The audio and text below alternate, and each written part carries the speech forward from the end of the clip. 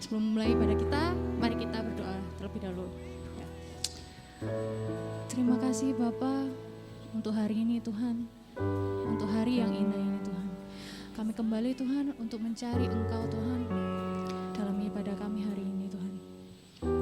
Sebelum kami mau mulai penyembahan dan pujian untuk Engkau Tuhan, Engkau yang akan selalu sertai kami Tuhan, sertai jemaat-jemaat kami Tuhan.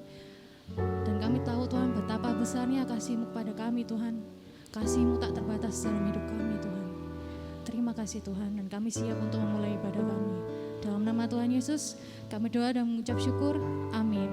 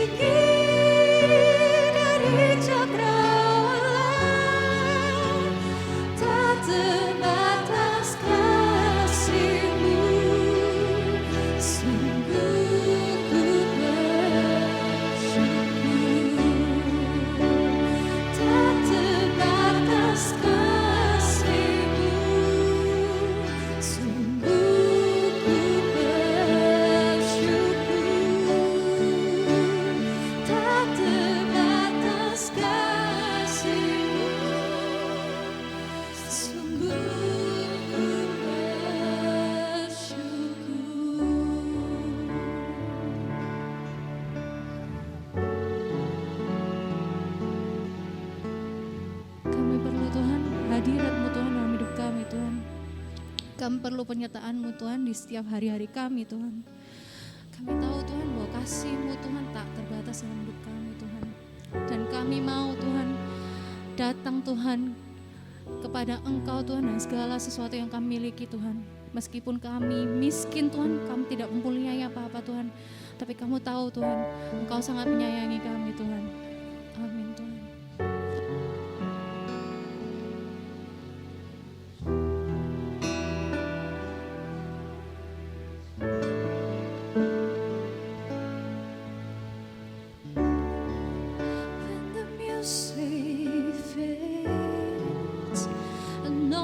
Stripped away, and I simply come,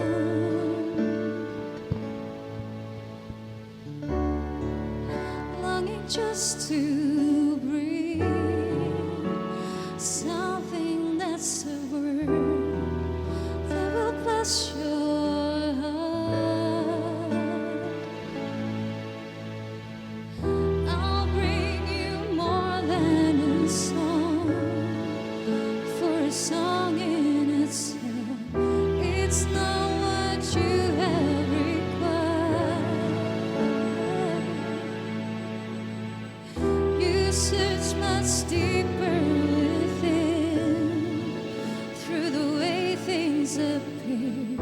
You're looking into my heart. I'm coming back to the heart of worship, and it's all about you. It's all about you, Jesus. I'm sorry, Lord, for the things I made it, and it's all about you. It's all about you, Jesus.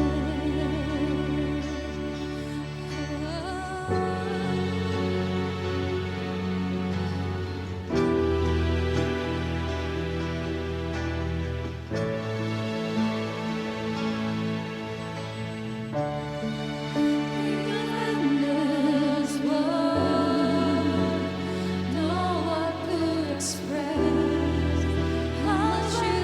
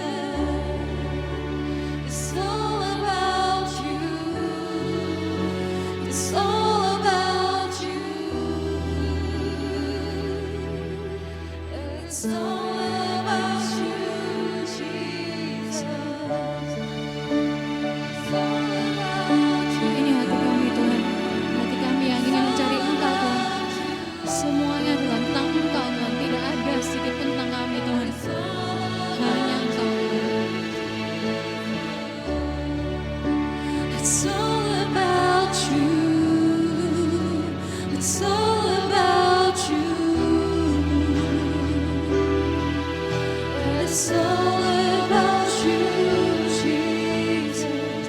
I'm coming back to the heart of worship. And it's all about you. It's all about you, Jesus. I'm sorry, Lord, for the things I've made. And it's all about you. It's all about you, Jesus. I'm coming back to the heart of worship. And it's all about you. It's all about you, Jesus. I'm sorry, Lord, for the things I've made. But it's all about you. It's all about you, Jesus. It's all about you. It's all about you. And it's all about you, Jesus. It's all about you. It's all about you. And it's all about you, Jesus. Yes, it's all. It's all Katakan bersama-sama, it's all about you. It's all about Amen, haleluya, haleluya. Angkat suaramu. Yes, it's all about you. Yes, it's all about you. It's all about you. It's all about you. Hallelujah. It's all about you, Jesus. Amen. Hallelujah. Hallelujah. Hallelujah. Hallelujah. Hallelujah. Hallelujah. Hallelujah. Hallelujah. Amen. Hallelujah. Hallelujah. Hallelujah. Hallelujah. Hallelujah. Kadang-kadang Tuhan fasilitas musik kadang-kadang bisa menjadi strip away, menjadi kadang-kadang hilang, memudar. Dan kami disadarkan ya Tuhan, bahwa ketika tidak ada apapun, seharusnya kami tetap bisa menyembah Engkau. Kami bisa memuji Engkau, kami bisa meninggikan Engkau ya Tuhan. Karena ketika semuanya itu tidak ada, yang ada hanyalah kami. Yang ada adalah pribadi lepas pribadi. Kami datang apa adanya ya Tuhan, dan dalam keadaan ketika tidak ada stimulus, tidak ada rangsangan apa-apa, tidak ada bantuan apa-apa, tetapi kami terus memandang kepada Engkau Yesus, terus menyembah kepada Engkau Yesus, terus berharap kepada Engkau Yesus. It's all about you. Terima kasih Tuhan. Terima kasih ya Tuhan. Terima kasih Yesus yang Kau telah melepaskan keberadaanmu di surga yang mulia dan meninggalkan kealahanmu untuk menjadi sama dengan kami manusia, supaya kami beroleh keselamatan. Terima kasih ya Tuhan, Engkau yang telah meninggalkan segala sesuatu dan menjadi manusia dan mengambil rupa seorang hamba. Terima kasih Tuhan untuk itu. Dan inilah waktunya ya Tuhan, untuk kami sekali lagi menghampiri Engkau apa adanya. It's all about you Tuhan. Biarlah Engkau menjadi pusat perhatian kami pada siang hari ini. Dan biarlah Yesus Roh Kudus, Engkau menguasai setiap kami masing-masing. Kami bersyukur ya Tuhan, Engkau sungguh baik. Di dalam nama Yesus Kristus kami bersyukur. Amin, amin, amin. Puji Tuhan, silakan duduk kembali. Terima kasih buat tim Praise and Worship yang sudah membantu kita ada di dalam ibadah, pujian, penyembahan. Dan kami bersyukur, kita semua bersyukur ya saudara-saudara, dalam keadaan sehat, kita semua dalam keadaan sehat. Ya, ada beberapa jemaat yang mungkin masih sakit, ya, ada juga yang sedang keluar kota, Tapi saudara-saudara yang hadir pada kesempatan pagi hari ini, saya mengucapkan selamat pagi kepada kita semuanya. Apa kabar saudara-saudara? Tetap semangat ya, puji Tuhan. Ya, kita akan dilayani oleh Pak Kuncoro, ya, Pak Kuncoro Angkawijaya. Beliau adalah teman yang lama, ya, artinya ketika saya ada di SAF atau di Surabaya, kemudian kenal dengan Pak Angkawijaya, dan kami ingat awal-awal COVID terjadi, kami mengadakan meeting di McD. Pada waktu itu pertemuan di McD di Maijen Sungkono, dan pada waktu itu awal-awal COVID ya, awal-awal COVID, lalu ada anak SMA begitu ya, tiba-tiba batuk dengan keras sekali sampai saya dan Pak Angka saling pandang memandang ini. Dia, karena kita juga belum akrab paham gejala-gejala COVID ya. Jadi ada anak SMA, nggak tahu SMA, kayaknya SMA Petra itu ya. Wah, jadi dia batuk-batuk dan beringus sampai, waduh, saya bilang, wow, kayaknya COVID ada di dekat kita ini Pak Kun. Tapi puji Tuhan, ya, tidak kena COVID dan baru, ya, kemudian ya puji Tuhan kita bisa tetap berkomunikasi dan dalam keadaan sehat. Tanpa berlama-lama, Pak Kun ini juga seorang dosen ya, jadi mengajar di OPH. Dan saya mempersilahkan kita welcome Pak Kuncoro melayani kita semua. Puji Tuhan. Shalom. Wah, ini saya masih ingat, ini ada wajah-wajah masih ingat saya nih. Oke, teman-teman sekalian, mari kita masuk di dalam doa. Pertama-tama saya mau membacakan terlebih dahulu satu bagian daripada firman Tuhan.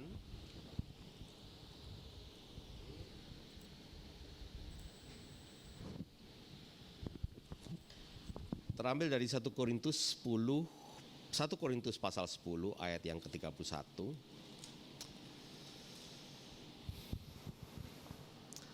Aku menjawab, jika engkau makan atau jika engkau minum atau jika engkau melakukan sesuatu yang lain, lakukanlah semuanya itu untuk kemuliaan Allah. Mari kita tunduk kepala minta pimpinan Tuhan. Tuhan, kami mengucap syukur kepadamu. Kami boleh datang kepadamu pada saat ini. Kami mengucap syukur atas kebaikan-Mu kepada kehidupan kami. Tuhan, pada saat ini kiranya Engkau berbicara kepada kami. Dan Engkau tunjukkan ya Tuhan melalui firman-Mu mengenai bagaimana sebenarnya Engkau mendesain ya Tuhan kehidupan kami di dunia ini. Apa yang kami lakukan di dalam pekerjaan kami, Tuhan Engkau tunjukkan apa yang sebenarnya menjadi kehendak-Mu. Pada saat ini tolonglah anak-Mu ya Tuhan untuk bersiap menerima pengajaran. Roh Kudus sendiri yang akan berbisik kepada mereka dan mengungkapkan kedalaman firman ini ke dalam relung-relung hati mereka yang terdalam. Tolonglah hamba-Mu untuk menyampaikan secara tepat dan benar. Di dalam nama Yesus Kristus kami berdoa.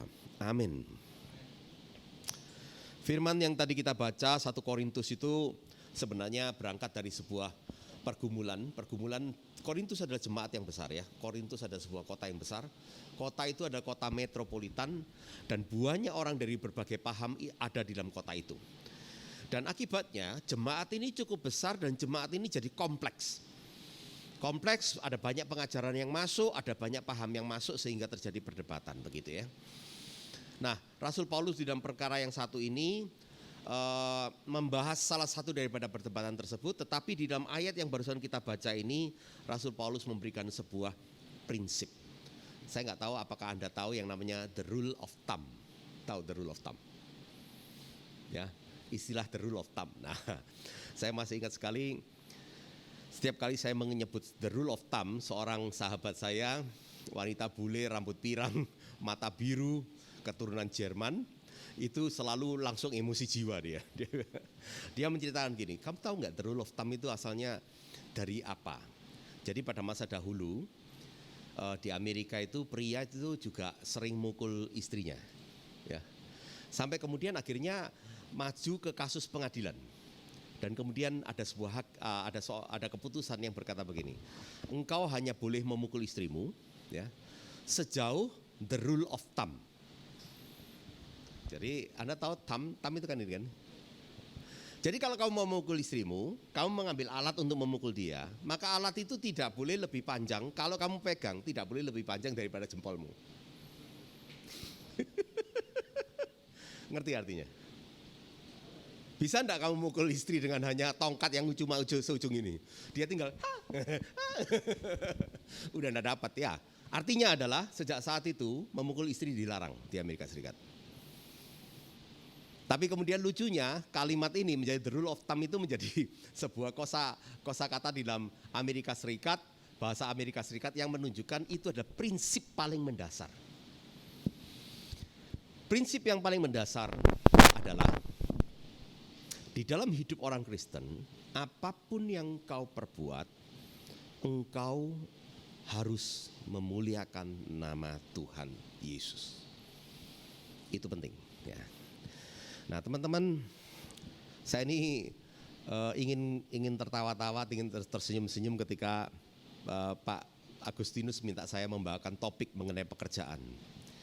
Kenapa demikian? Karena seharusnya besok saya harus membawakan khotbah topik pekerjaan di Kebaktian Umum UK Petra.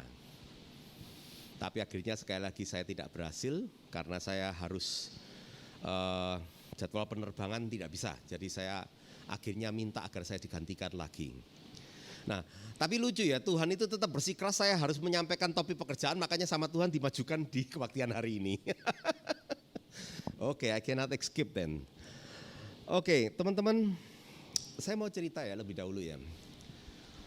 Di dalam konsep pekerjaan, di dalam sejarah gereja, di dalam sejarah orang Kristen, pada masa sebelum reformasi, ya, reformasi itu adalah peristiwa sejarah yang melahirkan namanya aliran Kristen Protestan.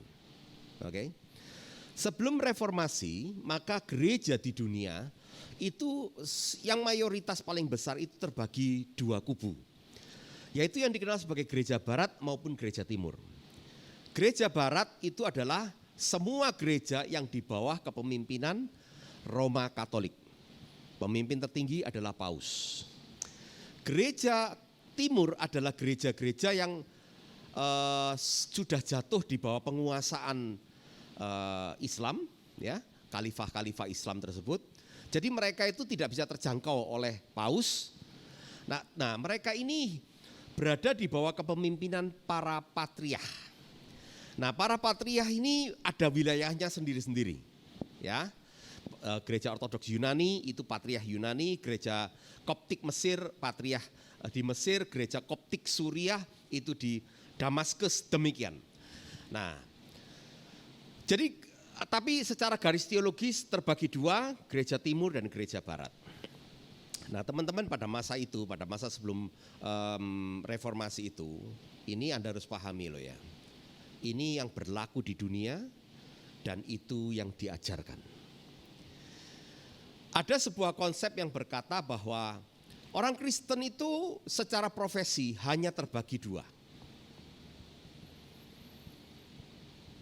Yang pertama adalah profesi sebagai clergy. Clergy itu adalah para hamba Tuhan.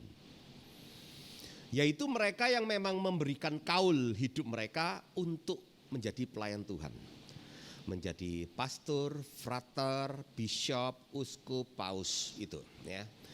Nah, di dalam peraturan gereja Roma Katolik, kalau gereja Ortodoks lain ya, gereja Ortodoks itu masih boleh menikah. Gereja Roma Katolik tidak mengizinkan menikah, tidak pria, tidak wanita. Anda menyerahkan hidup Anda untuk melayani Tuhan, Anda tidak boleh menikah. Oke, sampai sekarang peraturannya begitu. Nah, teman-teman, jadi ini adalah suatu pengorbanan yang berat sekali. Dan kemudian timbul sebuah konsep yang mengajarkan begini. Orang-orang yang mengambil posisi clergy ini adalah orang-orang yang diberkati oleh Tuhan secara khusus. Mereka berada dalam posisi yang lebih tinggi. Pekerjaan mereka bukanlah pekerjaan untuk duniawi, tapi pekerjaan untuk surgawi. Oleh karena itu mereka ini adalah pekerjaan yang terhormat. Pekerjaan yang kudus, pekerjaan yang dipilih oleh Tuhan. Lalu kemudian yang lain daripada itu masuk di dalam kategori pekerjaan yang kedua. Nah disinilah kemudian kita mendapatkan sampai hari ini sebuah konsep yang dikenal sebagai dikotomi. Dikotomi itu dua, pembedaan dua. melihat dunia ini terjadi dua pemisahan. Kudus, sekuler. Nah, itu dimulai dari ini. Untuk Tuhan, untuk dunia. Nah, dimulai dari ini. Nah, di dalam pemahaman ini, semua yang tidak menyerahkan hidup untuk Tuhan, maka Anda itu sebenarnya adalah masuk ke duniawi. Nah, dari kalimat duniawi, lalu konsepnya menjadi lower, lebih bawah. Itu rada-rada kotor, bukan putih tapi abu-abu begitu ya. Nah, itu seperti itu. Adanya sebuah konsep seperti itu. Kalau Anda tidak menjadi hamba Tuhan secara full, maka berarti sebenarnya Anda mengambil pekerjaan yang levelnya itu secara pandangan Tuhan lebih rendah nilainya. Anda masuk di dalam dunia sekuler. Apa yang Anda kerjakan itu tidak punya makna surgawi. Begitu konsep dikotomi tersebut. Nah, terus kemudian datanglah reformasi. Ya. Ketika beberapa hamba Tuhan yang mengerti Alkitab dengan sungguh-sungguh menyatakan bahwa pengajaran-pengajaran gereja sudah menyeleweng dari Alkitab. Terjadilah sebuah revolusi yang besar yang dikenal dengan revolusi Protestan. Ya. Disebut Protestan kenapa? Kaum yang protes. Itulah artinya sebenarnya Protestan, kaum protes. Nah, tentu saja yang disebut protes sebenarnya awalnya tidak menyebut dirinya protes, tetapi menyebut dirinya kaum reformasi. Reformasi itu berarti reformasi. Sesuatu ini yang sudah rusak itu harus dibongkar kembali, direform lagi. Nah, begitu ya. Jadi sebenarnya kalau kita membaca tulisan-tulisan maupun perkataan Martin Luther sebagai figur utama dari reformasi, sebenarnya dia tidak pernah berpikir dia akan mendirikan satu aliran gereja di luar gereja Roma Katolik. Tidak pernah. Martin Luther sebenarnya berpikir dia kepingin reform gereja Roma yang sudah sesat tersebut. Begitu konsepnya dia. Nah, tetapi begini ya, pengajaran-pengajaran dari Martin Luther yang sangat berpengaruh dan kemudian menimbulkan Renaissance atau kebangkitan kembali seluruh Eropa, dan oleh karena kebangkitan Eropa lalu kebangkitan dunia sampai menjadi memimpin dunia sampai ke namanya alam modern saat ini. Itu sebenarnya berangkat dari apa yang disampaikan oleh Martin Luther melalui Alkitab yang berbicara kepada dia. Mari kita membuka 1 Petrus 2 ayat 9. 1 Petrus 2 ayat 9.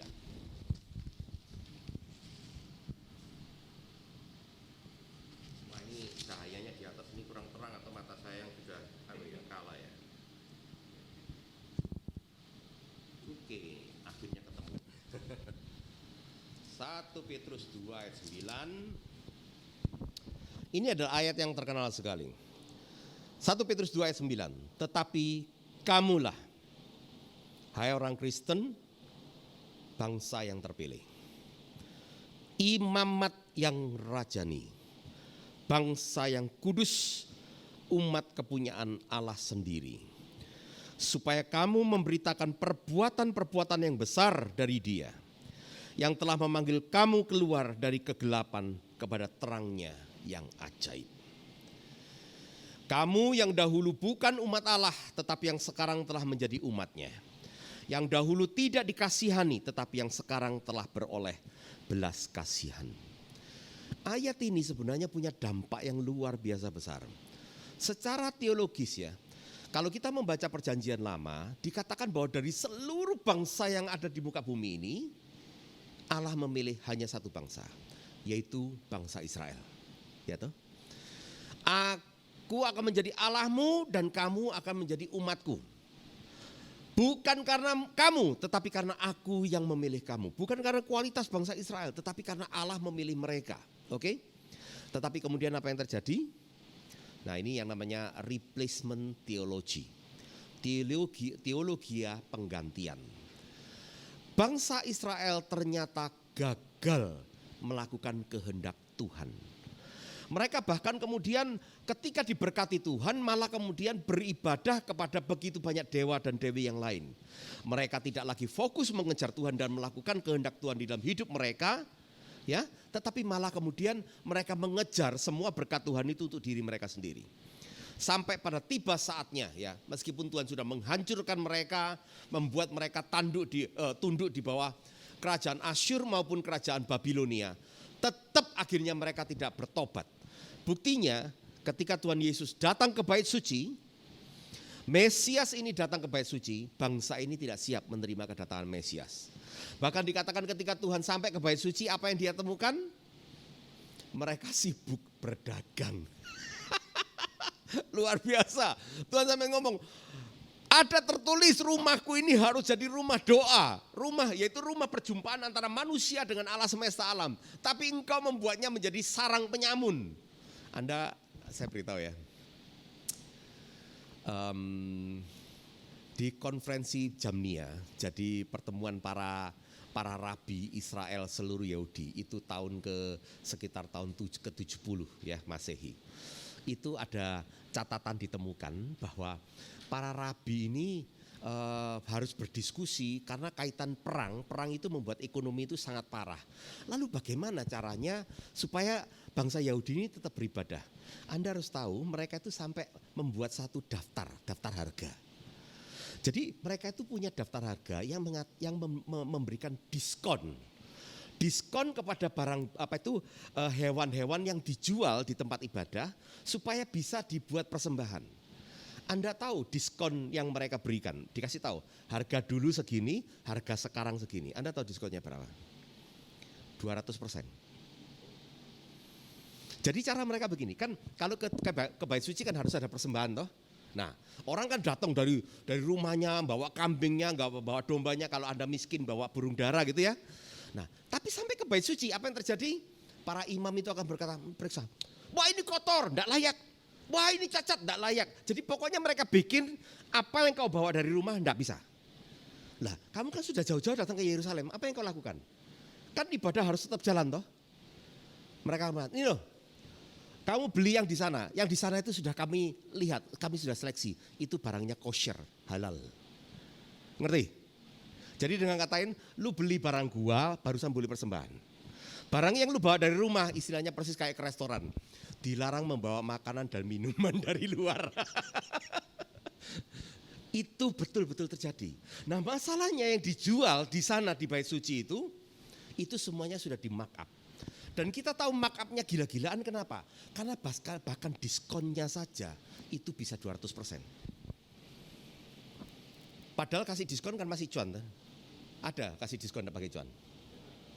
Nah Anda paham, itulah kemudian datanglah ketika Tuhan datang, itu ada perjanjian yang baru. Nah perjanjian yang baru itu ada dikatakan bahwa ada sebuah konsep yang mengatakan bahwa terjadi sebuah replacement theology. Saya mohon maaf ya, saya sulit sekali menggunakan kata replacement theology ini. Kenapa? Karena sampai hari ini perdebatannya itu belum selesai. Oke? Karena banyak orang Yahudi, orang Israel yang sampai sekarang itu tidak terima kalau posisi mereka yang khusus itu dipinggirkan. Ada juga orang-orang Kristen yang berkata bahwa itu terlalu ekstrim. Oke. Tapi intinya dari replacement theology ini adalah bangsa yang dahulu dipilih Allah tidak lagi berkenan kepada Dia, maka Dia memilih bangsa yang baru, yaitu bangsa yang terjadi dan dikumpulkan melalui dan di dalam Yesus Kristus. Josephus, seorang sejarawan abad pertama Masehi, ketika dia menulis tentang Yesus, itu justru dengan jelas sekali menuliskan begini. Dan sampai hari ini, suku yang timbul dari yang bernama Kristus ini tetap berkembang selama-lamanya. Jadi bahkan Josephus mengakui para pengikut Yesus ini kemudian dalam kacamata Yahudi itu menjadi suku ke-13 bagi orang Israel. Dan suku ini terus bertumbuh. Kalau kita membaca di dalam surat dari Rasul Paulus dikatakan bahwa bagi Kristus tidak ada lagi Yahudi atau tidak Yahudi, orang budak atau orang merdeka, semuanya menjadi satu di dalam Yesus. Sebuah bangsa yang baru, yaitu kita yang ada di sini. Saudara-saudara sekalian, Martin Luther melihat ini Dan kemudian Martin Luther tidak menemukan adanya pembedaan antara hamba Tuhan dengan orang sekuler. Tidak ada. Di sini dikatakan bahwa kita semua ini adalah yang sudah terpilih. Kalimat yang sangat menegur Martin Luther adalah kita itu imamat yang rajani. Anda tahu artinya itu? Itu artinya berarti semua orang Kristen itu adalah imam. Tetapi bukan sekedar imam, tetapi imam yang adalah raja. Serem enggak? Mungkin ada di antara kalian berkata, iya keren. Tapi kalian mungkin tidak paham. Anda harus tahu ya, imam itu di dalam hukum Tuhan adalah dipilih secara khusus. Dari 12 suku Israel hanya ada satu suku boleh menjadi imam, yaitu suku Lewi. Dan Anda tahu dari semua suku Lewi bagaimana mereka boleh berdiri melayani Tuhan, itu harus melalui undian. Orang Lewi melayani di bait suci itu 1 tahun cuma bisa 1 bulan. Seumur hidupmu. Sebuah privilege yang luar biasa. Cukup, tidak cukup, masih jadi raja. Itu kalimat yang ditulis di sini. Pernah berpikir bahwa engkau ini adalah yang mewakili siapapun yang ada di belakangmu untuk berbicara, untuk datang kepada Tuhan. Itulah imam. Dan kemudian sebagai seorang imam engkau memerintah orang-orang yang berada di bawah tanggung jawabmu. Engkau adalah raja. Martin Luther lalu berkata, loh kalau begitu berarti dikotomi ini konsep holy, sekuler, konsep clergy, dan kemudian laity, orang-orang awam ini datang dari mana pengajaran ini? Karena kalimat ini jelas berkata semua orang Kristen, tidak ada pembedaan. Nah teman-teman, oleh karena 1 Petrus ini, lalu kemudian Martin Luther mulai mengajarkan. Konsep dikotomi itu adalah tidak alkitabiah. Tuhan tidak pernah melihat bahwa yang melayani di rumah Tuhan itu menjadi lebih kudus, lebih benar, lebih tinggi tingkatnya daripada yang melayani di dunia nyata setiap hari. Sekarang kita mengenal istilah namanya marketplace. Jadi ladang pelayanannya itu adalah di pasar, di market. Nah, firman Tuhan mengajarkan kepada kita, bahkan orang-orang yang melayani di marketplace itu adalah bangsa yang terpilih, para imam-imam milik Tuhan sendiri. Suatu hari, ini pengalaman ya, saya kan dulunya itu lulusan hukum, lalu kemudian saya berbisnis 14 tahun lamanya, punya perusahaan banyak, terus kemudian sama Tuhan dipanggil untuk jadi hamba Tuhan. Sesudah aku bergumul melawan Tuhan seperti siapa? Yakub ya Pak. Ya, betul-betul mengalami seperti Yakub, bergumul semalaman kemudian dipukul sampai teklek gini. Gitu ya, cacat gitu, tidak bisa lari lagi. Itulah yang terjadi pada diriku. Makanya aku kapok bertobat ya. Nah, bertobat terus kemudian saya masuk seminari, studi seminari. Anda bayangkan, S1 di Indonesia, tiba-tiba S2 langsung di Amerika pakai sistem Amerika. Aku ini bingung aku, sungguh. Beberapa di antara kalian sudah lulusan luar negeri ya, mungkin kalian, Bapak ini, sorry, saya ini orang mudik.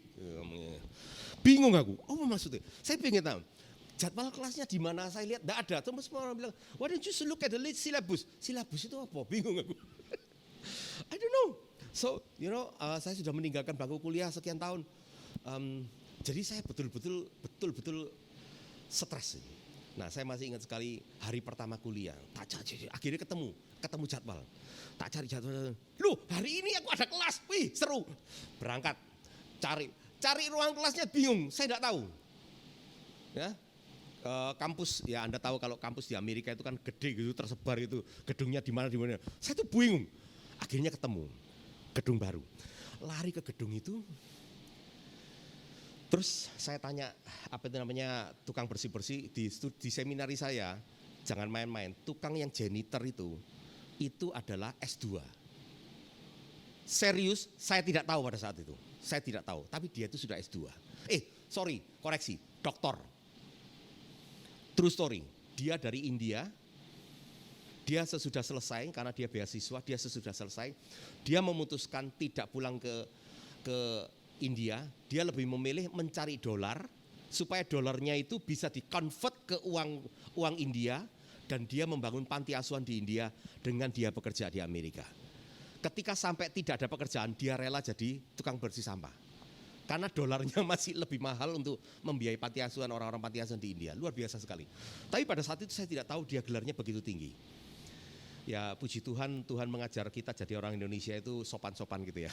Jadi ngelihat janitor itu saya masih, good morning, may I ask you, where is this room? Jadi dia sambil bawa alat tuh, oh ya, you should go third floor right. Okay, thank you, have a good day. Loh, wari masuk jebret, saya masih ingat sekali. Terus masuk lift itu ada seorang perempuan. Perempuan itu black ya, orang kulit hitam, gendut gede gitu. Terus dia tanya gini, so where are you going? Terus aku bilang, ini saya kelasnya ini. Profesornya saya tidak usah sebut namanya karena dia terkenal sekali, terkenal kejamnya. Terus kemudian dia tersenyum. Terus dia tanya gini, is this your first year in seminary? Yes. And this class? Oh, this is the first class. Dia bilang, first year graduate study, first class, and you got this professor. Iya. Terus dia tersenyum, I will pray for you. Mati aku. Langsung aku, mati serem kali ini. But you know what? Ada satu kalimat dia yang ketika di kelas itu, ternyata dia itu adalah asisten profesor saya. Gila nggak? Jadi dia itu berjalan dengan saya masuk ke kelas saya. Udah gitu dia kasih penjelasan, pendahuluan kelas ini itu apa. Anda harus tahu, dia itu asisten profesor saya, tapi dia itu sudah jadi profesor di Vanguard University. Gila nggak? Di seminari saya, dia adalah asisten profesor. Di universitas lain, dia itu profesor. Jadi perempuan ini menceritakan mengenai mata kuliah kami dan selesai. Sudah gitu dia berkata, I will pray for you. Sesudah dia pray, dia say goodbye dan dia mengatakan kalimat yang sangat menusuk buat saya. Dia berkata begini, you will begin this semester and set in your heart that may your study become your act of worship to your God. Saya duduk tercengang sih. Studi saya itu menjadi ibadah saya kepada Tuhan. Konsep itu coba dipikir. Berapa banyak dari kita punya konsep demikian? Bahwa apapun yang kau kerjakan di dunia sekarang ini, kamu sedang studi, kamu sedang magang, kamu sedang bekerja, itu menjadi ibadahmu kepada Tuhan Yesus. Tidak ada lagi dikotomi sekuler, holy, clergy, laity. Tetapi Tuhan melihat kita itu menjadi satu, kehidupan kita itu utuh. Dan di mana Tuhan izinkan kita berada, di mana Tuhan buka pintu supaya kita masuk ke sana, di mana Tuhan pimpin tuntun kita untuk berkarya, itu adalah tempatmu untuk beribadah kepada Dia.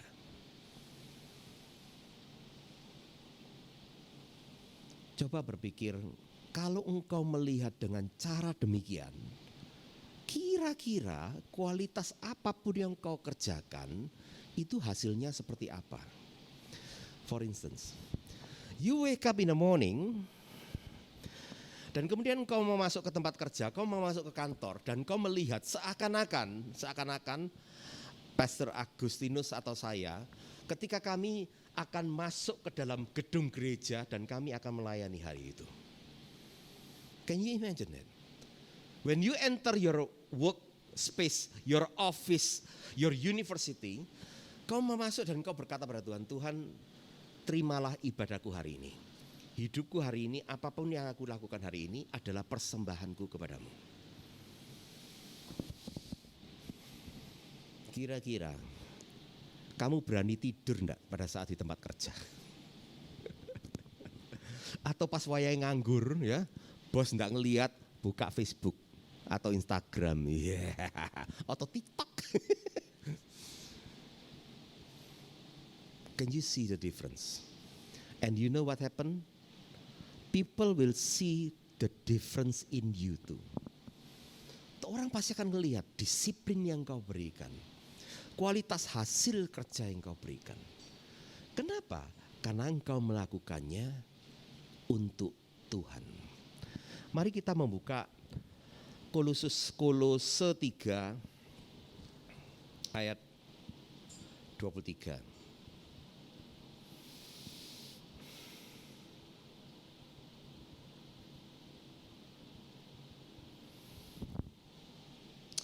Saya akan membacakannya.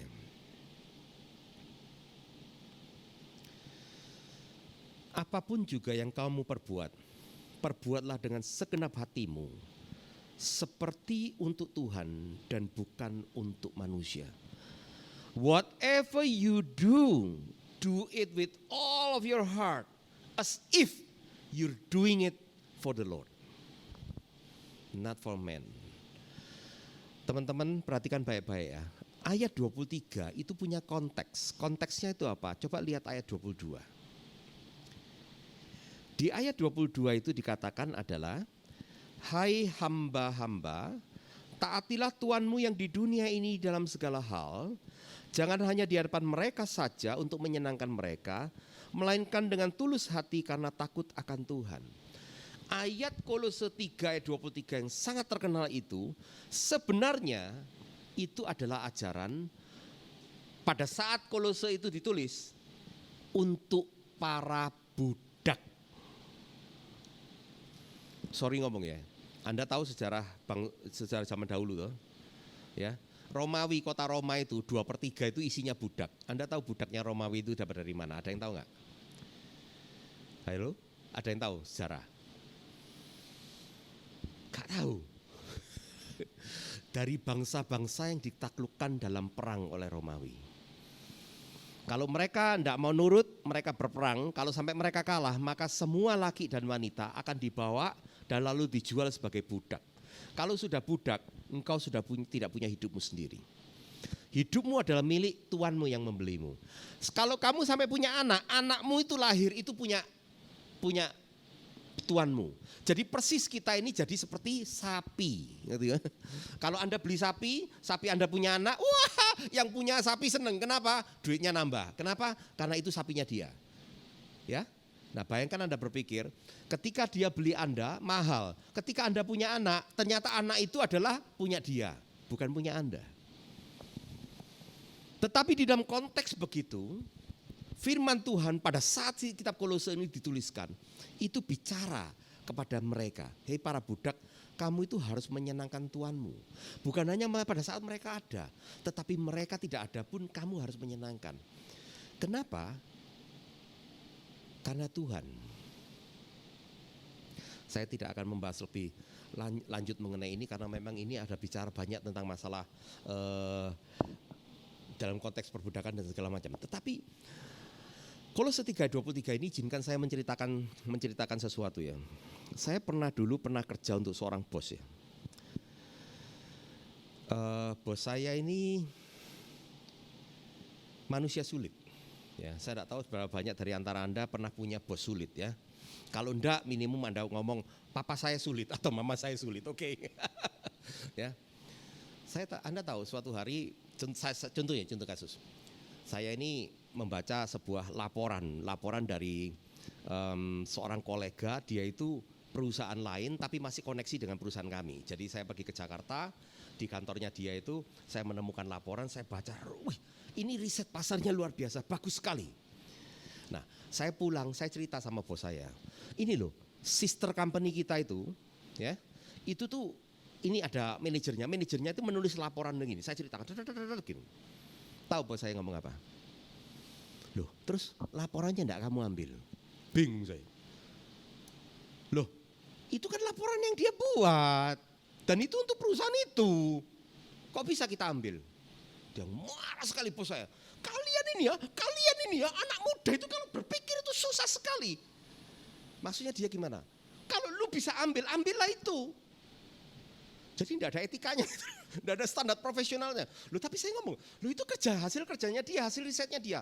So what? Kalau kita bisa pakai, pakai aja. Itu bos saya.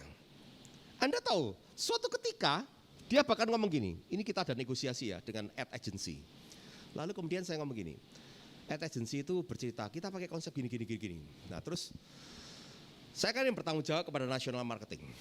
Kemudian kami mendiskusikan, ketika kami sedang mendiskusikan itu bos saya masuk. Gimana? Oh iya, tadi ya ketika ad agency itu pitch ke kita, itu konsepnya bisa kita pakai. Oke, langsung pakai aja. Aku ngomong, loh tapi gini bos, kita belum tanda tangan kontrak sama mereka. Jadi ide mereka kita tidak boleh pakai sembarangan dong. Orang mereka yang ngajukan ide itu. Anda tahu bos saya ngomong apa? Loh, kalau perlu gua ciak mereka. Kenapa? Gila nggak punya bos kayak gitu? Itu ngomong di seluruh karyawan loh. Apalagi nyuri.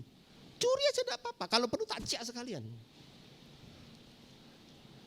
Saudara-saudara sekalian, saya itu bekerja dengan sungguh-sungguh. Saya menganggap, saya pada saat itu saya nggak tahu ayat ini ya. Cuma saya berpikir saya ini orang Kristen. Saya ini harus jujur. Jadi saya itu bekerja sungguh-sungguh. Saya ngajarin anak buah di bawah itu sungguh-sungguh. Suatu hari ada seorang manajer di bawah saya dan dia itu kenal saya secara pribadi dan saya tahu dia itu sayang sama saya. Pada saat itu kami 1 tahun sekali ada konferensi dan seluruh manajer ini datang ke kota Surabaya dan mereka semua itu ada di bawah saya. Pada saat mereka sedang senang-senang gitu, saya sedang sibuk membuat laporan. Lalu manajer yang sahabat saya ini ngeliatin dia gitu, ngeliatin saya dan di dalam hatinya dia itu sangat jengkel sekali. Dia ngomong gini, Kun, kami ini begitu baik, kami ini jujur. Tapi seluruh isi perusahaan ini semuanya penjahat, bangsat semua.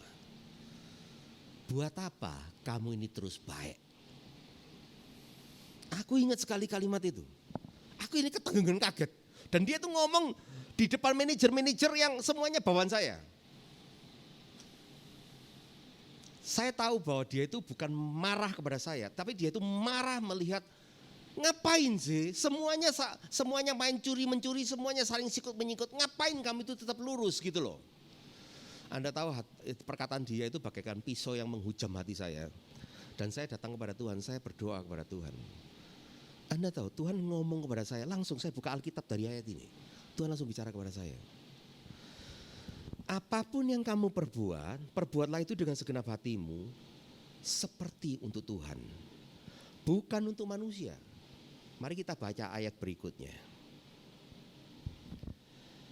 Kamu tahu bahwa dari Tuhanlah kamu akan menerima bagian yang ditentukan bagimu sebagai upah. Kristus adalah Tuhan dan kamu adalah hambanya. So, people of God, listen. Kamu berada di dalam kapasitas apapun, di dalam posisi apapun. Tuhan melihat kamu bukan dengan cara dunia ini melihat. Bagi Tuhan, kamu itu adalah miliknya. Engkau pada saat ini mungkin berada dalam posisi bawah, atau engkau berada dalam posisi atas, engkau berada dalam posisi sulit, atau berada dalam posisi mudah. Ketahuilah, Tuhan tetap mencintai kamu ya sebagai anak-anaknya. Bagi dia yang akan memelihara hidup. Anda tahu, oleh karena itu ketika engkau masuk di dalam tempat kerjamu, punyailah sebuah perspektif. Pekerjaan ini adalah ibadahmu kepada Tuhan. Kenapa? Tidak tergantung, orang di sebelahmu kasih kamu pujian atau cacian. Bahkan bos pemilik perusahaan kasih kamu pujian atau cacian. Tetapi engkau melihat hanya kepada Tuhan saja. Kenapa? Karena firman Tuhan berkata, Tuhanlah yang akan memberikan kepadamu upahnya. Teman-teman, saya akhirnya keluar dari perusahaan tersebut. Saya masih ingat sekali ketika saya keluar, pada hari keluar, seorang manajer yang sangat penting di dalam grup perusahaan itu telepon kepada saya secara pribadi. Dan dia bilang, aku dengar kamu mengundurkan diri. Iya. Terus dia bilang, dari seluruh cerita yang terjadi di grup kita ini, kamu adalah cerita yang paling menyedihkan buat saya. Dia stres dia. Padahal dia itu manajer yang paling dicintai pemilik perusahaan. Karena prestasinya dia itu, wah, duitnya itu mainnya miliaran pada zaman itu. Dia itu sedih, dia itu ngeman. Kenapa kok saya harus mengundurkan diri? Nah, teman-teman, seakan-akan it's the end of the world. No, it's not. It's not for me. Kenapa? Karena sebelum saya pergi, tiba-tiba ada orang yang menawarkan perusahaannya dia kepada saya. Dia tidak sanggup lagi melakukan pekerjaan itu, jadi dia bekerja untuk beberapa pemodal. Dia bilang, Kun, kamu mau enggak, mikir enggak untuk jadi direktur? Gila enggak? Jadi saya keluar dari manajer langsung jadi direktur. Dan seterusnya, dan hidup saya seterusnya sampai hari ini. You know, kalau mikir-mikir ya, saya ini orang yang bodoh kalau mengambil keputusan mengenai karier. Tapi herannya, hidup saya ini kok oke aja sampai sekarang. This is my testimony to you. Oke, this is my testimony to you. Ketika saya memutuskan menjawab, ketika Tuhan panggil, kamu harus menjadi hamba Tuhan full time. Jawaban saya kepada Tuhan, Tuhan, anak istri saya makan apa? Itu jawaban saya kepada Tuhan. Anda tahu Tuhan tidak jawab, Tuhan pokoknya hajar saya supaya saya mau ikut dia. Akhirnya saya masuk seminari. Sesudah saya seminari, dalam tahun pertama saya pulang dari seminari, saya datang ke sebuah rumah, yang rumah baru yang Tuhan berikan melalui anak-anaknya. Saya masih ingat suatu hari saya pulang dari kerja dan saya melihat sebuah Mercedes-Benz parkir di depan rumah saya. Dan kemudian saya ngomong kepada pembantu, ini mobilnya siapa ini? Ada tamu tak? Tidak ada tamu. Loh, tidak ada tamu kok berani parkir di depan mobil kita? Lalu anak saya kecil gitu datang dengan santainya, masih kecil dia. That is our car. That's it. Ada tamu datang, sudah gitu tamu datang ketemu sama istri saya, ngomong-ngomong selesai pulang, kemudian dia ngomong, ini kami berikan kepada Anda. That's it. Mobilnya sudah di depan. Dia pulang pakai mobil yang lain. True story. True story. Saudara-saudaraku, saya bukan konglomerat, saya bukan jutawan kaya raya, ya. Tapi aku melihat bagaimana Tuhan itu menggenapi janjinya. You do it for Him, He will give you the reward. How is that? Good enough? Hello? Good enough? Jadi lain kali kalau ada orang paksa Anda untuk cut corners, untuk berbuat dosa, ingat, apa yang kau lakukan adalah ibadahmu untuk Tuhan. Dan dari Tuhan dia akan memberikan kepadamu pahala. Oke? Jangan khawatir. Aspek lain yang boleh dikatakan poin yang terakhir yang ingin saya sentuh. Mari kita membuka Matius pasal 12 ayat 28.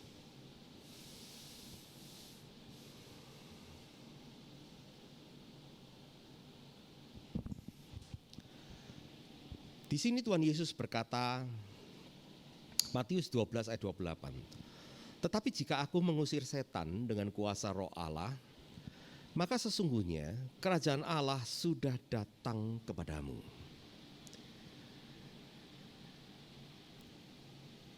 Apakah Tuhan pada saat Tuhan mengatakan hal ini, apakah Tuhan sudah mengusir setan? Halo? Kamu baca Alkitab, Tuhan Yesus mengusir setan kanan kiri muka belakang.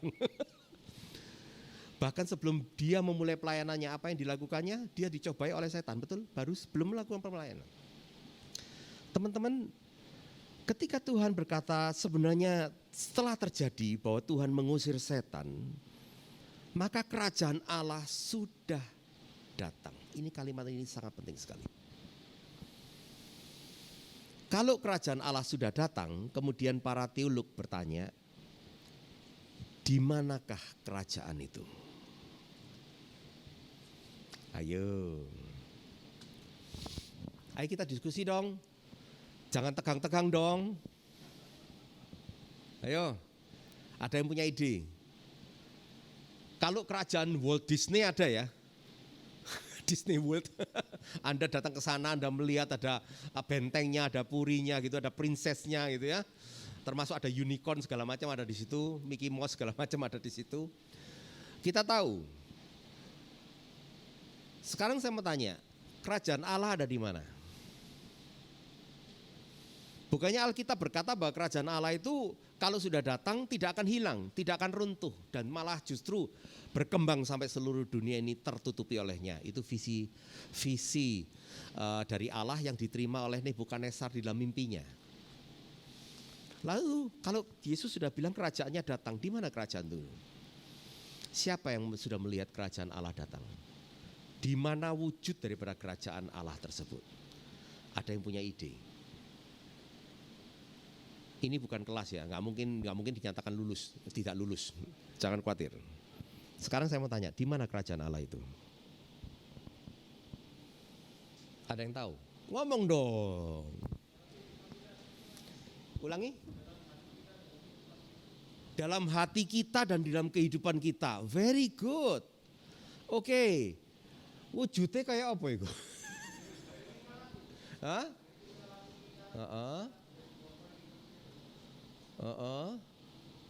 Dari tingkah laku. Aku sih tidak mengerti. Maksudnya gimana?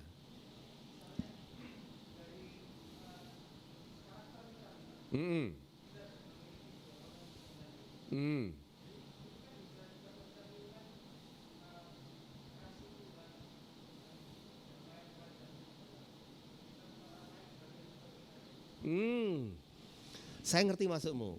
Konsepmu itu sebenarnya tidak salah. Cuma kurang lengkap. Ada yang mau melengkapi?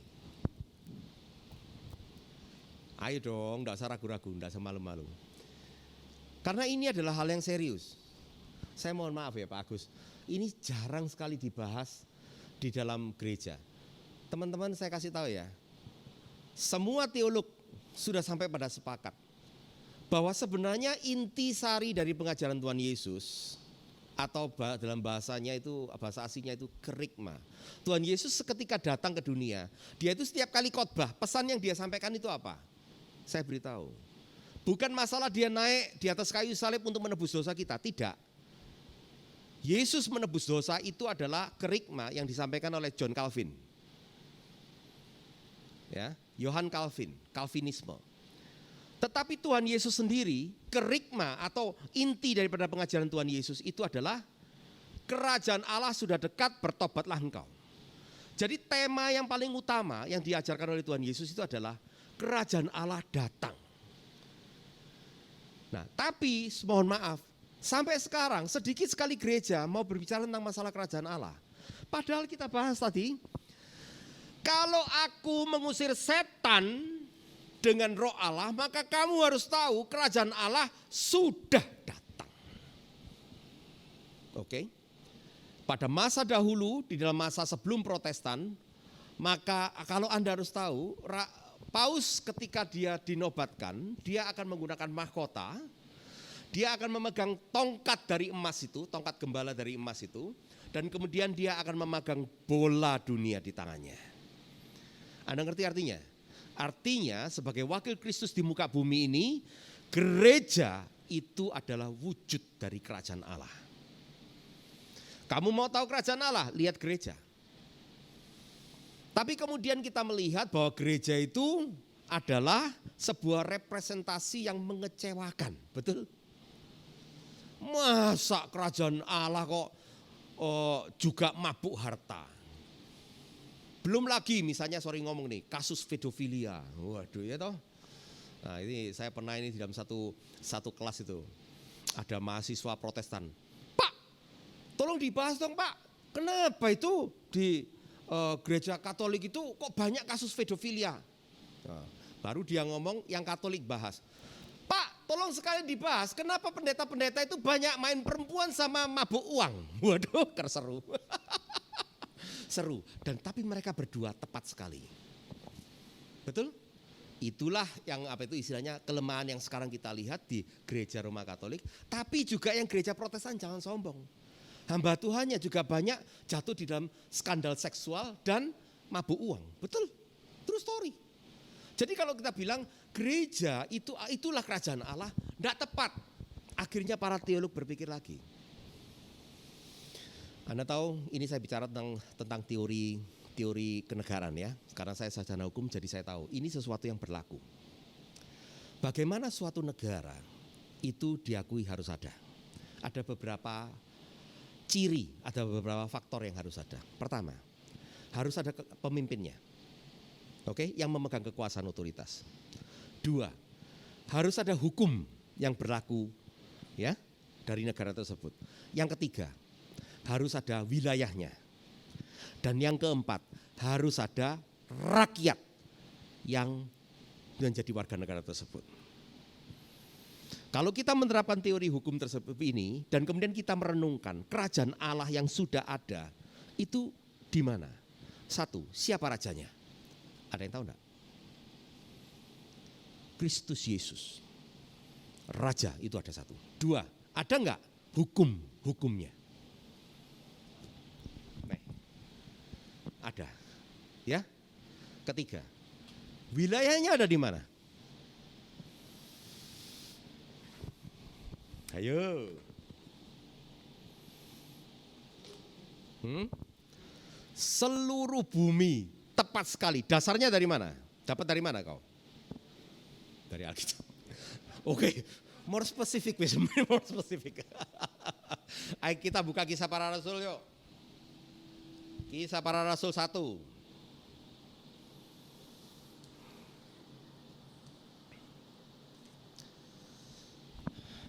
Kisah Para Rasul 1 dari ayat yang ke-6. Maka bertanyalah mereka para rasul yang berkumpul di situ, Tuhan, maukah engkau pada masa ini memulihkan kerajaan bagi Israel? Jawab Yesus, engkau tidak perlu mengetahui masa dan waktu yang ditetapkan Bapa sendiri menurut kuasanya. Tetapi kamu, yaitu gereja, akan menerima kuasa kalau Roh Kudus turun ke atas kamu dan kamu akan menjadi saksiku di Yerusalem, lalu di seluruh Yudea dan di Samaria dan sampai ke ujung bumi. Permisi tanya, ujungnya bumi ada di mana? Gak tahu ya. Kalau bumi itu flat, kamu bisa tahu ujungnya ada di mana. Tapi kalau bumi itu bulat, ujungnya ada di mana? Ayo, ini ada enggak yang berpikir secara matematika ya? Kalau ada yang berpikir secara matematika, maka Anda tahu. Kalau bumi itu bulat, maka tiap permukaan bumi itu adalah ujung bumi. Betul enggak? Jadi sekarang faktor yang ketiga kita sudah temukan. Wilayahnya di mana? Dan sekarang yang keempat, siapa rakyatnya?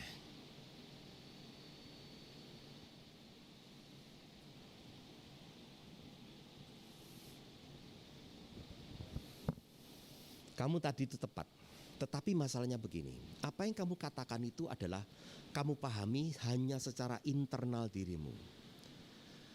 Tetapi kita melihat, Alkitab juga mengajarkan ada yang namanya kerajaan dunia. Nah, bagaimana kerajaan dunia ini sadar bahwa kerajaan Allah sudah datang? Dari mana dia tahu? Dari warga kerajaannya. Dari mana mereka tahu bahwa kita ini warga kerajaan Allah? Karena kita ini hidup menurut hukum-hukum kerajaan Allah. Dan kita tunduk taat kepada Raja yang bernama Yesus Kristus itu. Itulah yang kemudian oleh Santo Agustinus dikatakan mengenai the two kingdoms. Ya, kita ini memang warga dunia ini, tetapi sebenarnya kita ini tunduk dan taat kepada Raja segala raja, yaitu Yesus Kristus. Mari kita membuka surat 1 Petrus 2 ayat 12. Ini adalah posisi yang 1 Petrus 2 ayat 12. Milikilah cara hidup yang baik di tengah bangsa-bangsa yang tidak percaya. Itu konteks dari makna asli daripada kalimat ini. Supaya apabila mereka memfitnah kamu sebagai orang durjana, mereka dapat melihatnya dari perbuatan-perbuatanmu yang baik dan memuliakan Allah pada hari Ia melawat mereka. Saudara-saudaraku, melalui kehidupanmu, dunia melihat kehadiran ilahi di dunia yang penuh dengan penderitaan ini. di dunia yang bengkok ini, di dunia yang selalu menjanjikan kekecewaan ini. Justru ketika mereka melihatmu, mereka melihat ada kabar baik. Kenapa? Ada pengharapan, ada alternatif yang lebih baik dari dunia yang sekarang ini. Yaitu ketika mereka melihat dunia yang kau bawa melalui kehidupanmu. Supaya bangsa-bangsa itu melihat perbuatan-perbuatan tersebut. Saudara-saudara sekalian, mari kita membuka Efesus 4 ayat 28.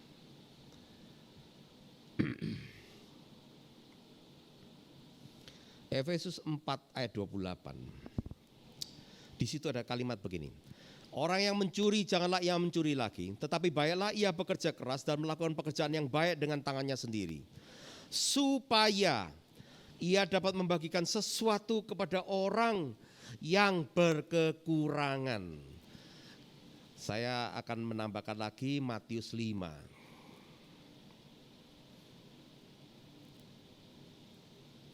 Matius 5 ayat 45. Karena dengan demikianlah kamu menjadi anak-anak Bapamu yang di surga, yang menerbitkan matahari bagi orang yang jahat dan orang yang baik, dan menurunkan hujan bagi orang yang benar dan orang yang tidak benar. Teman-teman, melalui pekerjaanmu, engkau mampu menunjukkan kepada dunia akan kehadiran kerajaan Allah di dunia ini, dan melalui berkat-berkat yang kau dapatkan, engkau dimaksudkan untuk menjadi tangan dan bibir Tuhan, menolong mereka yang kurang beruntung dibandingkan kamu. Engkau menjadi saluran berkat dari Tuhan kepada dunia ini. Melalui kehidupanmu, melalui pekerjaanmu, biarlah dunia ini melihat sungguh kerajaan Allah itu sudah datang, yaitu dalam dirimu. Ini adalah sebuah dimensi pekerjaan yang sangat penting sekali, yang kita semua harus sadar. Dan kita berkata, ya Tuhan, aku mau. Mari kita tundukkan kepala. Saudara-saudara sekalian, ambil saat teduh sejenak. Saat ini izinkan roh Tuhan untuk berbicara kepadamu secara pribadi. Bagaimana firman ini menjadi rema bagi dirimu pribadi. Adakah perkara-perkara yang Tuhan tunjukkan kepada engkau? Sebuah pengetahuan yang baru, atau sebuah teguran, atau sebuah jawaban, atau sebuah pintu yang dibukakan bagimu.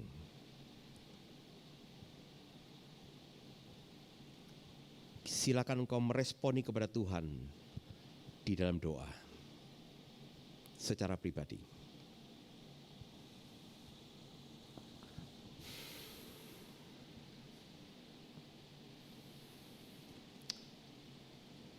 Tuhan, kami mengucap syukur. Kami seringkali bahkan tidak yakin akan diri kami. Kami seringkali bahkan tidak merasa bahwa diri kami begitu berharga. Namun firman-Mu justru menunjukkan Engkau memilih kami untuk menjadi partner kerja-Mu. Engkau mampu menciptakan segala sesuatu sesuai dengan kehendak-Mu hanya dengan berfirman.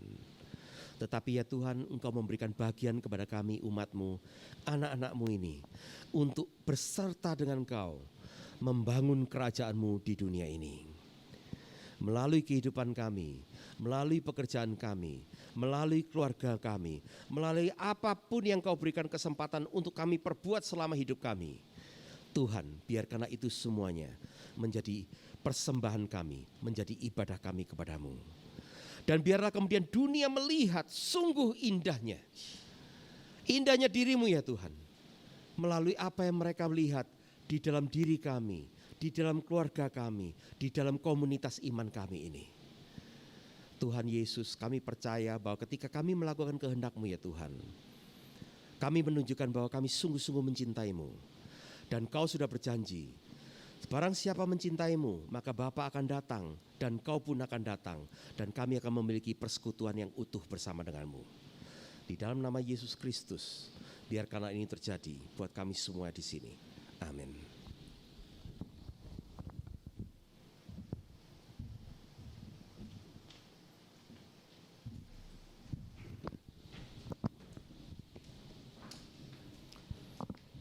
Terima kasih buat firman Tuhan yang sudah disampaikan datang kepada kita. Saya ada bagian di mana kita harus akui kadang-kadang kita bekerja, di atas kita bukan orang-orang yang membuat kita merasa nyaman untuk bekerja. Dan ketika kita melihat dari berapa jumlah penghasilan yang kita dapat, berapa perasaan yang kita korbankan kalau itu bekerja, atau kadang itu juga kuliah, ya banyak hal. Kadang-kadang kita merasa menjadi seperti alat saja, ya kita alat yang digerakkan ke sana kemari, dan kita merasa kehilangan gairah, kehilangan sukacita. Tapi firman Tuhan ini menghiburkan dan sekaligus menguatkan kita, yaitu bahwa sekalipun seperti itu, bekerjalah bukan untuk manusia, tapi bekerjalah seperti untuk Tuhan, sebab Tuhan memperhatikan. Ayat 24 dikatakan bahwa Tuhan akan memberikan upah, kata firman Tuhan. Ini juga mengingatkan kepada saya bahwa kadang yang kita kejar adalah visi, macam-macam perkara-perkara yang kelihatannya kalau saya sebagai pemimpin itu, wah ini sebagai legasi, peninggalan. Tapi saya bertanya, kira-kira nama siapa yang sebenarnya saya layani? Apakah nama Agustinus Dermawan ataukah nama Tuhan? Dan ini seperti struck gitu ya, seperti mengingatkan saya untuk, karena ternyata benar ketika kita mengejar nama kita, maka kita mulai memanfaatkan nama Tuhan, mengandalkan nama Tuhan, tapi untuk mendukung nama kita. Dan bukan justru sebaliknya. Dan itu pasti, walaupun kita ngomong kita mengandalkan Tuhan, tetapi sebenarnya yang kita andalkan adalah kekuatan kita. Dan mari kita datang kepada Tuhan. Saya mengajak kita membawa pergumulan pekerjaan, membawa pergumulan dimanapun Tuhan tempatkan kita. Menyenangkan, tidak menyenangkan, masa depan yang kelihatannya menjanjikan atau justru sebaliknya sedang menakutkan kita. Tetapi majikan kita, Tuhan di atas segala Tuhan adalah Kristus. Ada di sana, kita ada di sana, karena Tuhan punya maksud dengan kerajaannya. Dan mari kita mengembalikan hati kita kepada Tuhan, mengembalikan kekuatan kita kepada Tuhan. Dan kita pagi hari ini bersandar kepada Tuhan. Saya mengundang kita bangkit berdiri. Saya mengajak kita menyanyi satu pujian ini. Yesus, Engkau yang kuandalkan. Haleluya, haleluya. Apapun situasi keadaan kau, mungkin dalam keadaan yang baik, andalkan Tuhan. Kau mungkin dalam keadaan yang kurang baik, andalkan Tuhan. Tuhan yang memiliki hidup kita, Tuhan yang menguasai hidup kita. Dan izinkan the kingdom of God, kerajaan Allah, justru menjadi makin nyata di tengah apapun yang kita alami. Haleluya, haleluya, haleluya. Amin. Ku perlu Engkau Yesus. Ku perlu Engkau Yesus. Haus jiwaku menantikanmu. Ku percaya Kau penuh, amin, pengharapanku di dalam-Mu. Sekali lagi, ku perlu Engkau Yesus sebagai doa kita. Ku perlu Engkau Yesus, sungguhkah Engkau perlu? Haleluya. Oh, ku percaya, ku percaya. Amin, amin, amin. Belajar percaya. Amin. Haleluya, haleluya. Lalu katakan bersama-sama, Yesus, Yesus hanya Kau yang ku andalkan melebihi siapapun juga. Yesus hanya Kau yang ku percaya di setiap waktu. Tiada yang ku andalkan selain Kau, Yesus. Amin, haleluya.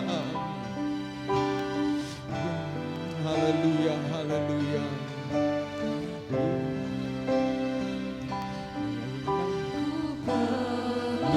Engkau Yesus.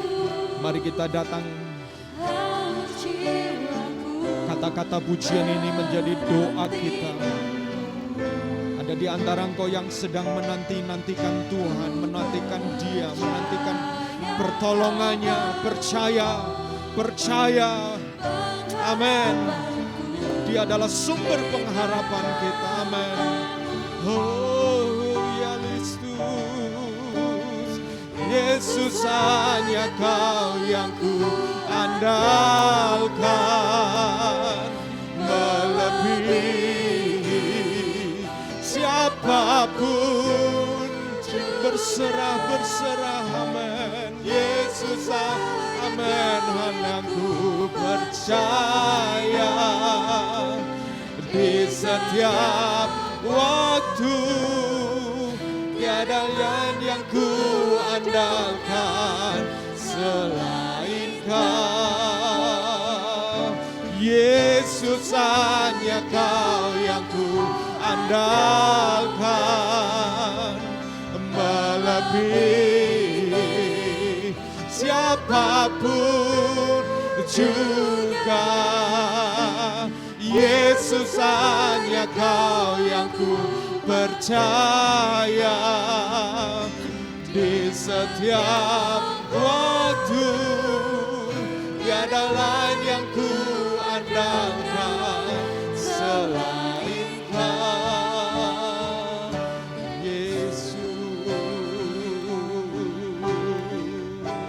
Amin, haleluya.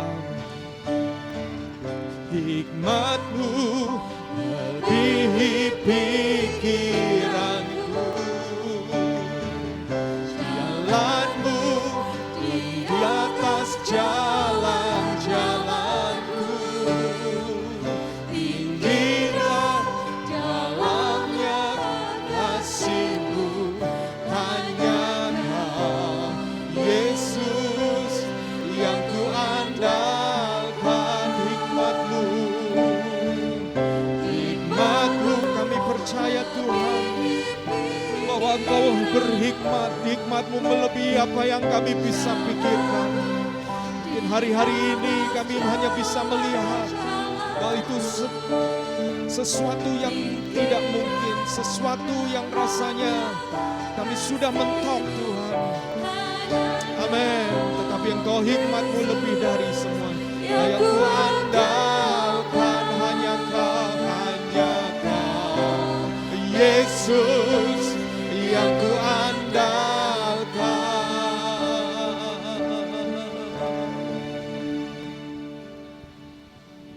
Yesus.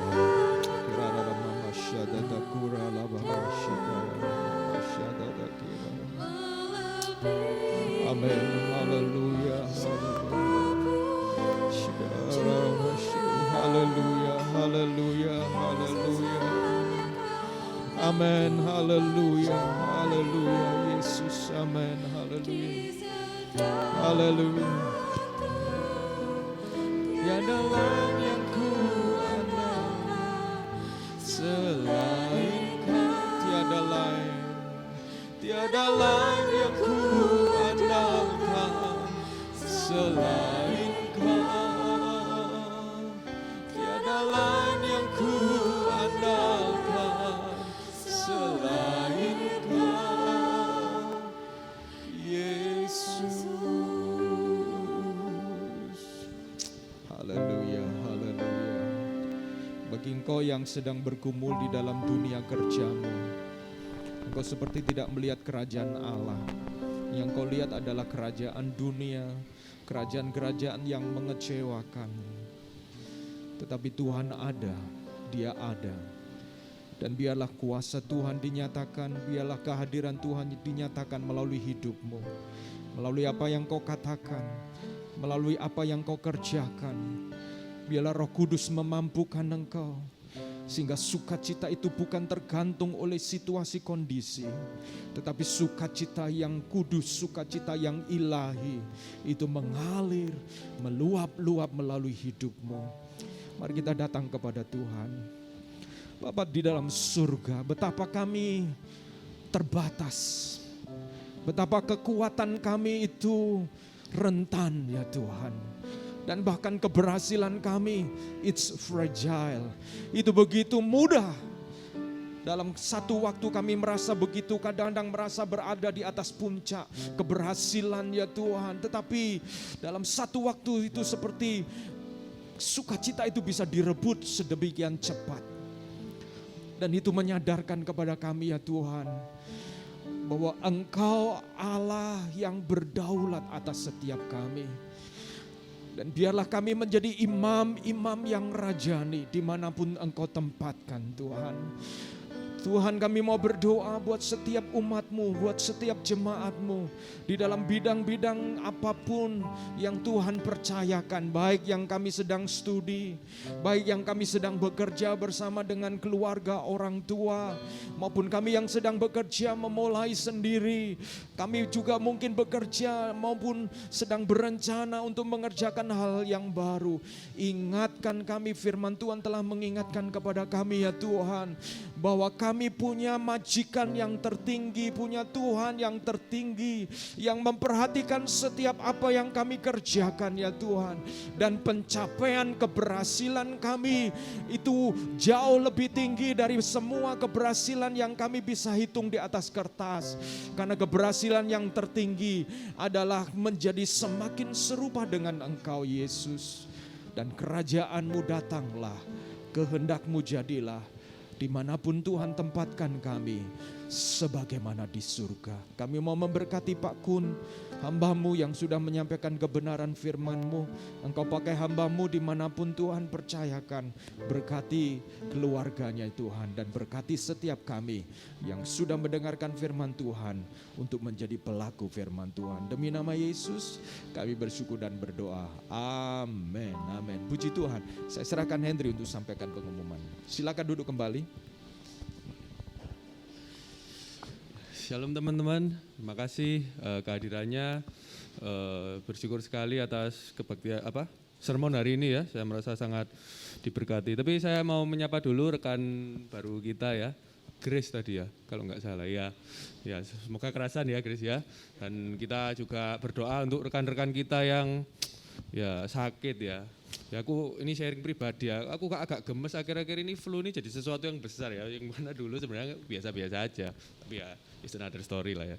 Ya terima kasih Pak Kun atas sermonnya, saya mungkin sharing dikit ya, jadi memang ya saya bayangkan tadi waktu Pak Kun bilang, coba bayangkan ketika kamu langkah masuk ya, bayangno Tuhan aku mau beribadah, sama seperti hari Minggu kita mau beribadah gini ya, berdoa dulu, persiapan, kayak praise and worship dulu sebelum masuk kantor tuh, kasarnya oh iya ya beda ya, apalagi katakanlah beberapa kita kan pemilik perusahaan ya, yang biasa dilayani quote on quote ya, nah itu kan mereka itu rekan staff apa itu jadi jemaat jadi ya, bukan sekedar pegawai atau apa, tapi jadi jemaat yang harus dilayani. Nah saya ini melayani atau dilayani, nah saya inisiatifnya kalau di kabinet apa di SAF gini kan, wah aku inisiatif ganti-ganti lampu apa. Nah, kalau aku di tempat kerja gimana tuh, inisiatif apa yang aku lakukan, nah itu membuat ya paradigma baru lah ya.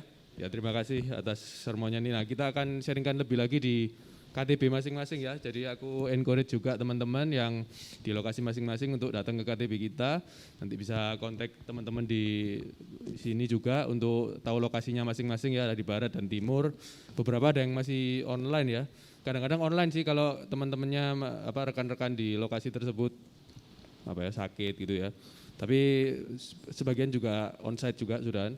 Ya, dan kita mau berdoa untuk persembahan dulu ya, sebelum nanti kita lakukan persembahan. Mari kita tundukkan kepala. Terima kasih Tuhan atas kehadiran-Mu bersama kami hari ini Tuhan. Terima kasih Roh Kudus. Tuhan, kami bersyukur kami masih Engkau beri kesempatan untuk berada di sini, berfellowship bersama di sini, dan hari ini kami ingin memberikan persembahan Tuhan untuk kerajaan-Mu Tuhan, untuk sebagai ekspresi ucapan syukur kami dan sebagai investasi kekal kami untuk pekerjaan-pekerjaan-Mu Tuhan, bukan hanya pekerjaan-pekerjaan dunia semata. Terima kasih Tuhan, dalam nama Yesus kami berdoa, amin. Ya, untuk teman-teman yang mau beri persembahan bisa di kotak di belakang itu ya. Sorry aku lepas ya, ini apa melorot terus. Ya, bisa di belakang dan ada di barcode di depan kita masing-masing ya. Dan aku mau bacakan dulu ayatnya ya yang aku dapat untuk persembahan ini di Roma 16 ayat 18. Sebab yang kalimat pertama ya, sebab orang-orang demikian tidak melayani Kristus Tuhan kita tetapi melayani perut mereka sendiri. Ya. Jadi konteksnya sih sebenarnya untuk para pelayan Tuhan ya, yang mana bisa untuk kita semua. Jadi kita ketika memberikan persembahan, pastikan kita ini bukan melayani kepentingan kita sendiri, tapi melayani juga kepentingan Tuhan. Apa kehendak Tuhan? Ya, umat Tuhan kan yang mengerti kehendaknya. Nah itu ya, jadi ketika kita melakukan persembahan, pastikan ya, agenda kita itu apa sih di kepala kita. Ya. Dan untuk pengumuman minggu ini ya, minggu ini hari Selasa itu akan ada doa online untuk para pilar SAF ya. Jadi kita para pilar akan bertemu di dalam hari Selasa di MOR itu. Nah, kita para pilar diajak untuk berdoa dan mendoakan banyak pergumulan gereja kita maupun pergumulan di luar sana. Dan di Selasa depan itu yang hari Selasa juga itu KTB Leaders ya. Jadi para KTB Leaders yang hadir di sini infokan ke KTB Leader di KTB masing-masing untuk datang ya, kita akan banyak bicara lah tentang KTB kita. Dan jangan lupa ya di KTB masing-masing para KTB Leader juga doakan juga untuk persembahan. Jadi kita belajar untuk memberi ya selama 2,5 tahun terakhir kan.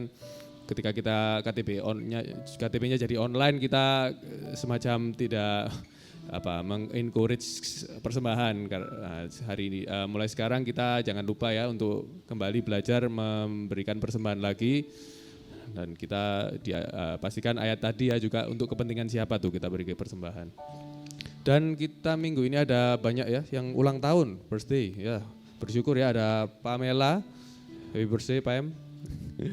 Ada Panpan nggak hadir ya. Panpan istrinya Rio, ada Kevin Suteja suaminya itu Kli, sama Edwin Joe. Yang hadir hanya Pam. Ya mungkin kita bisa doakan Pam mewakili mereka semua ya minggu ini. Itu aja, terima kasih teman-teman. Semoga memberkati kita semua sermon hari ini. Terima kasih. Silakan Pak Agus untuk doakan rekan-rekan yang ulang tahun. Terima kasih Hendri. Ya, kita mau berdoa buat Pam ya. Ada suaminya ya. Kita doakan untuk Pam supaya Tuhan memberkati di dalam langkah berikutnya ya. Dan kita kebetulan sebenarnya ada beberapa yang kemudian berulang tahun tapi hari ini tidak hadir. Kita juga doakan mereka. Kita doakan juga rekan-rekan kita yang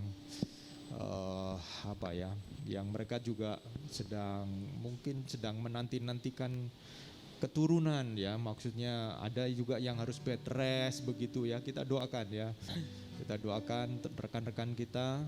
Dan sekali lagi kita akan mengakhiri ibadah kita. Kita juga doakan rencana kita untuk membuka atau melayani pelayanan youth ya, pelayanan youth ini seperti orang yang sedang hamil, mengandung gitu ya. Ini masih embrio, tetapi kita akan gumuli sampai itu dilahirkan ya. Jadi sekali lagi kita akan percaya bahwa Tuhan punya maksud yang besar, yang indah bagi kita semuanya. Oke, mari kita akan berdoa untuk Pam yang berulang tahun. Pam boleh maju ke depan ya. Ya, terima kasih Pam.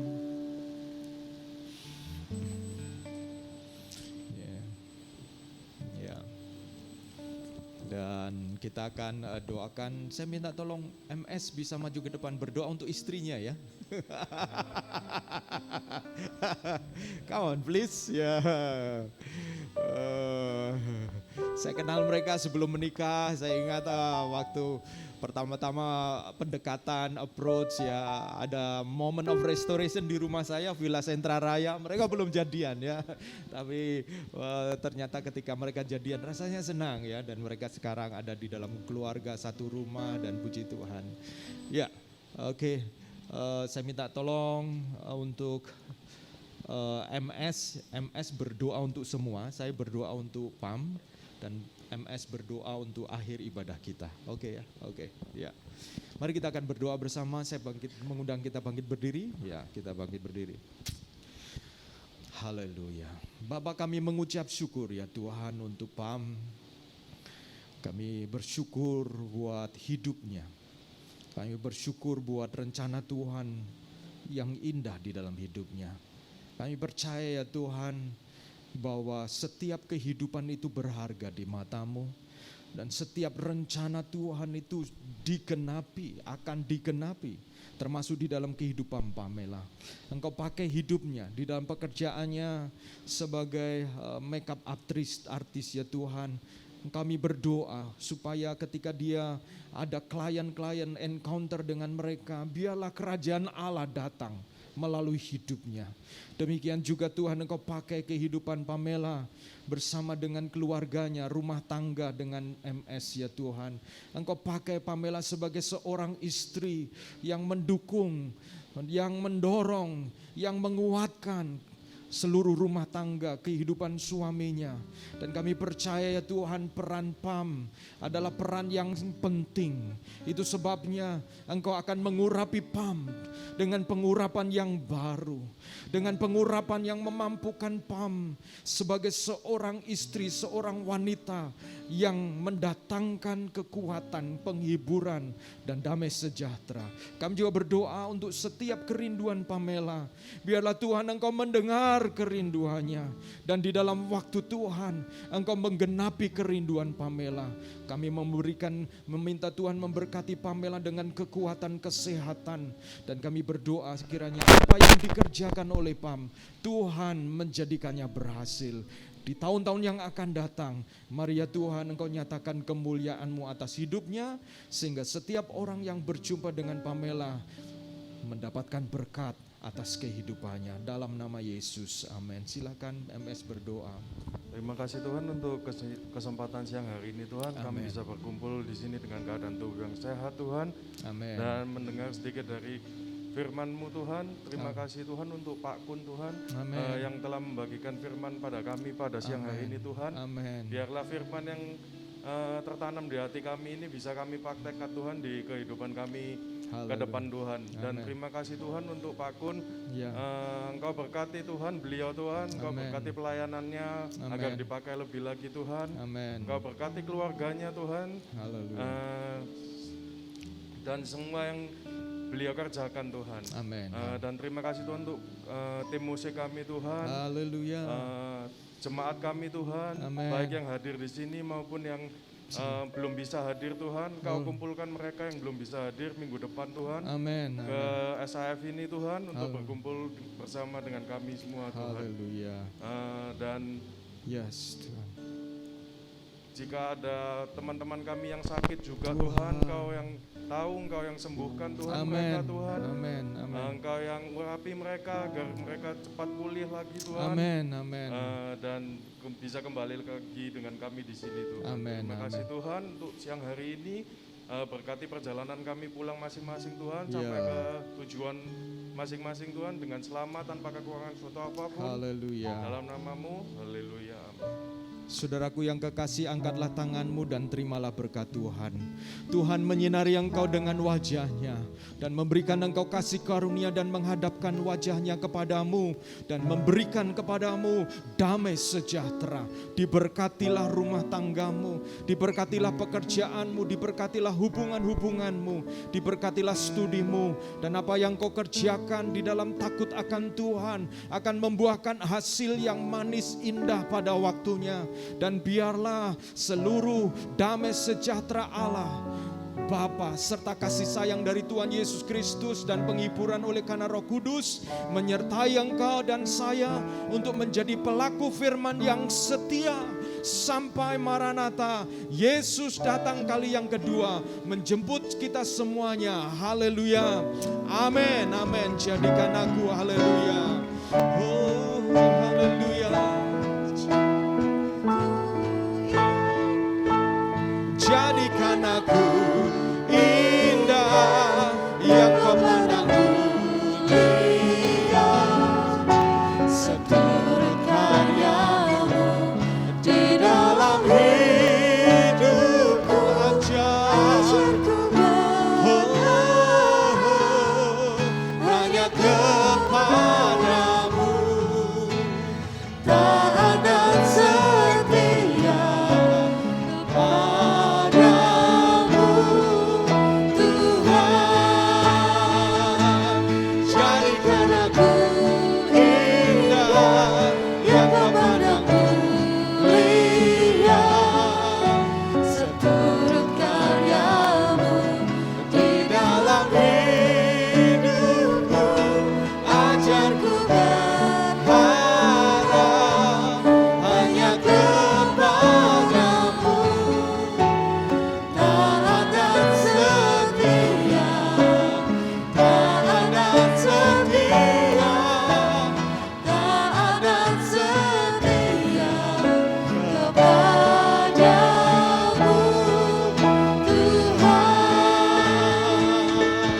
Amin, amin, amin. Happy Sunday. Terima kasih, Tuhan Yesus berkati kita semuanya.